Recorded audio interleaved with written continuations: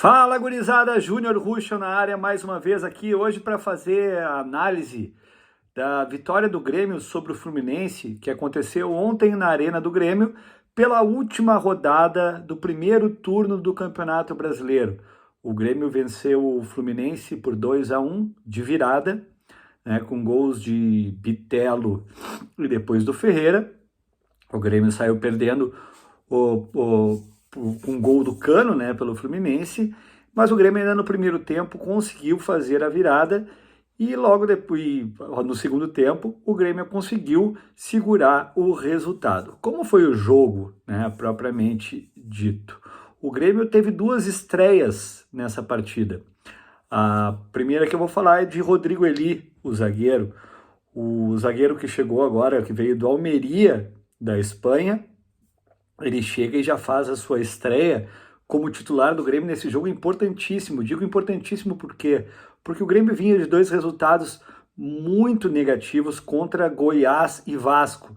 Dois times que estavam lá embaixo na tabela, estão lá embaixo na tabela. O Grêmio empata com Goiás com aquele gol no último segundo do jogo e perde para o Vasco.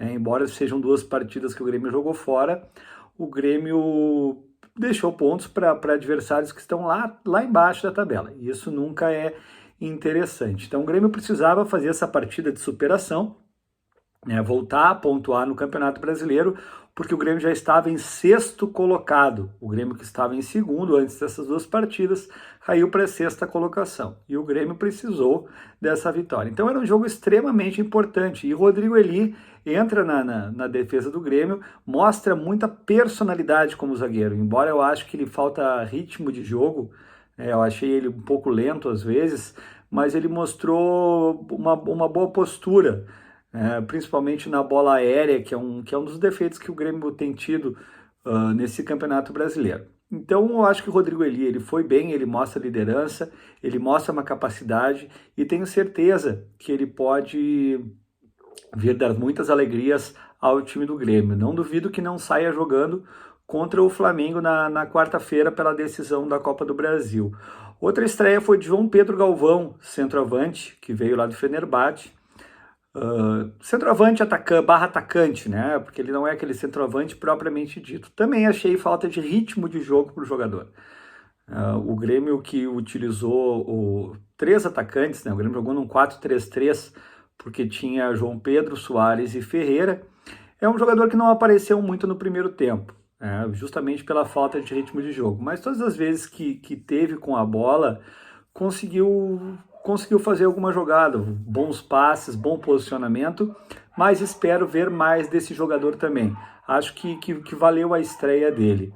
O Grêmio, ele começa o primeiro tempo com as linhas muito espaçadas. E quando eu falo linhas espaçadas, eu falo a linha da defesa, a linha dos volantes e a linha do ataque.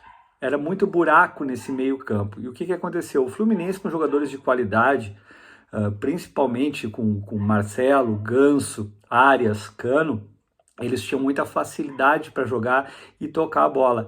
Então foi um jogo muito aberto no primeiro tempo, principalmente nos primeiros minutos. Era ataque daqui para lá, de lá para cá, e com a qualidade que o Fluminense tem, ele acabou abrindo o placar numa dessas jogadas.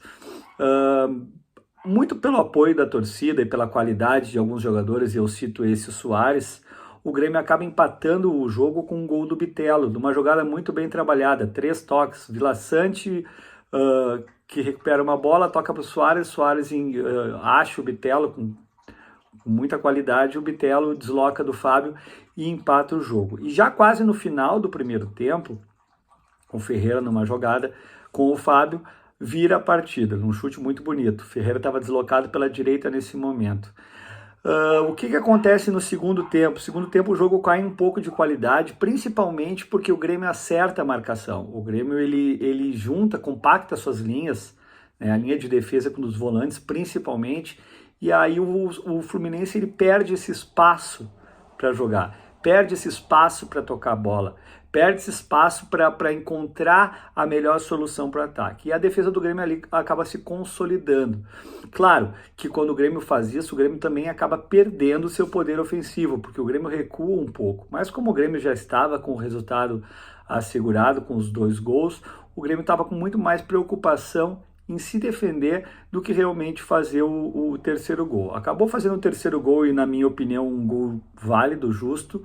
Até agora não entendi aquela linha do VAR, porque a linha deveria ter sido traçada com o primeiro o zagueiro do Fluminense, que era o primeiro jogador na frente do Soares, mas as linhas foram traçadas com os de trás e acabou invalidando esse terceiro gol do Grêmio.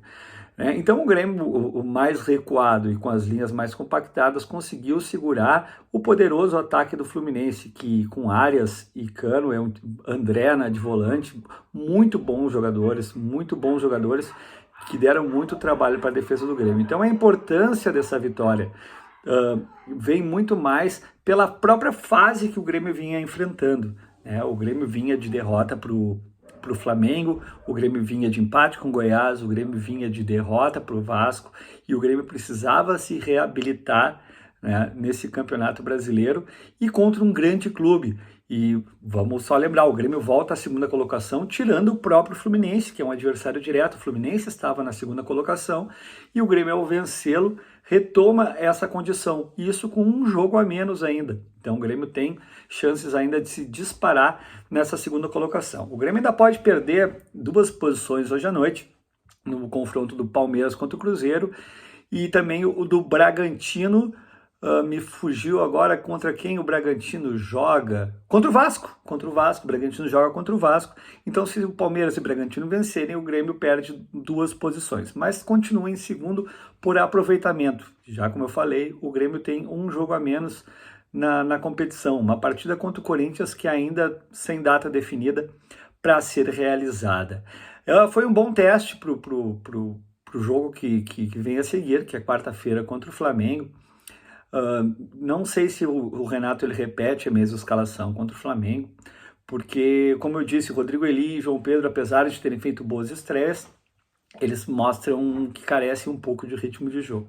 Um jogador que se credencia à titularidade foi PP. PP entrou no segundo tempo como um primeiro volante. Eu acho que é a primeira vez que ele joga assim pelo Grêmio. Ele jogava o PP centralizado de volante e Vila Sante e Bitelo no segundo tempo, um pouco mais à frente. Então talvez o Renato possa pensar nesse esquema para o jogo contra o Flamengo, jogar com o PP de primeiro, Vila Sante, e trazer o Bitelo um pouco mais. Acho que o Bitelo, apesar do gol, ele ainda rende mais de frente, né, para o gol. Então quando ele vem com a bola como um volante clássico. Então o Grêmio, na minha concepção, pode jogar com esses 3 jogadores de volante, e lá na frente o Ferreira e o Soares com o Cristaldo.